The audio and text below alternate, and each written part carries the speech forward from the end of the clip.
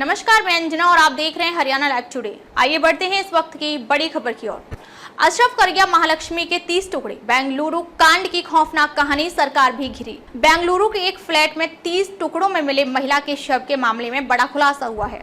खौफनाक तरीके से मारी गई महिला की पहचान 29 साल की महालक्ष्मी के तौर पर हुई है। महालक्ष्मी बीते करीब 9 महीने से अपने पति से अलग रह रही थी और उसके रिश्ते अशरफ नाम के युवक से थे, जो उत्तराखंड का रहने वाला बताया गया है। महालक्ष्मी के पति हेमंत दास ने बताया कि उन्होंने पत्नी को 1 महीने पहले देखा था, जब वह उनकी दुकान पर बेटी से मिलने आई थी। हेमंत दास ने कहा कि महालक्ष्मी के रिश्ते कुछ महीनों से अशरफ के साथ थे और उसके साथ ही फ्लैट में रहती थी।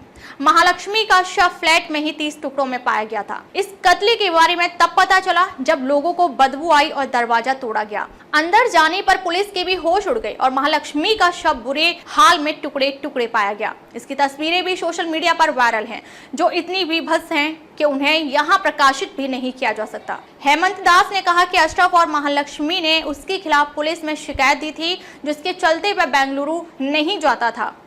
अब इस मामले ने सभी के होश उड़ा दिए हैं और मामला सांप्रदायिक तनाव का भी बन सकता है।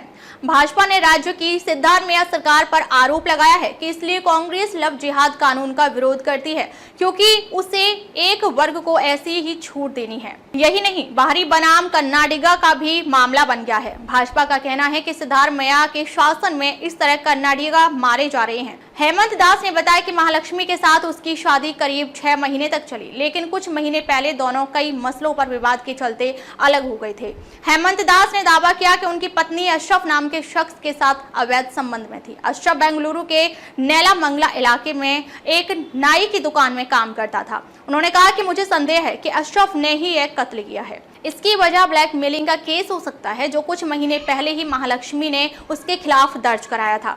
इस मामले में पुलिस कमिश्नर दयानंद का भी बयान आया है। उन्होंने कहा कि इस केस की हर एंगल से जांच की जा रही है। मुख्य आरोपी की पहचान कर ली गई है और उसे गिरफ्तार करने की कोशिश जारी है। उन्होंने उसकी पहचान बताने से इनकार किया है और कहा है कि वह बाहरी है। हम इससे ज्यादा उसके बारे में जानकारी नहीं दे सकते, क्योंकि इससे उसे ही मदद मिलेगी। इससे पहले हम होम मिनिस्टर जी परमेश्वर ने कहा कि पुलिस ने इस कांड में काफी जानकारियां जुटा ली हैं। अब तक के लिए बस इतना ही। फिर मिलते हैं कुछ ऐसी ही बड़ी खबर के साथ। तब तक के लिए नमस्कार और देखते रहिए हरियाणा लाइव टुडे।